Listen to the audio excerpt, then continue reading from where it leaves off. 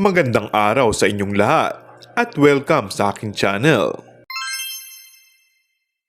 Naging paksa ng usap-usapan ang tila magpapaalam na isa sa mga original hosts ng noontime show na It's Showtime. Sa darating na Oktubre, magdiriwang ng kanilang ika-15 anibersaryong noontime show na It's Showtime.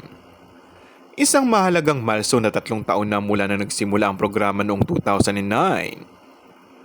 Patuloy na sinusubaybayan ng maraming Pilipino ang It's Showtime dahil sa kanilang makulay na mga segment at mga tanyag na host na tulad nila Vice Ganda, Ann Curtis at iba pang kilalang personalidad. Dito rin umano ay magpapaalam na raw ang aktres, ngunit hindi pa alam kung pansamantala lamang o for good na ito.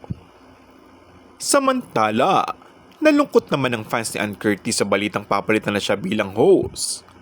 Say nila, bakit hindi na daw yung ibang walang ambag ang palitan, gaya nila Lassie at MC, or Jackie and Ayon, o di kaya ay sina Jukes and Teddy. Marami rin ang gustong si Ogie Alcacid na lang sana ang palitan, or si Kim Chiu. Ang isa sa mga dahilan daw ay sa palagian nitong pag-absent, dahil magiging busy daw ang aktres sa kanyang parating na proyekto. Hindi naman daw natin masisisi ang management kung bakit siya tatanggalin ng tuluyan o pansamantala. Kung bago ka lang sa aking channel ay mag-subscribe at pindutin na rin ang notification bell. Maraming salamat!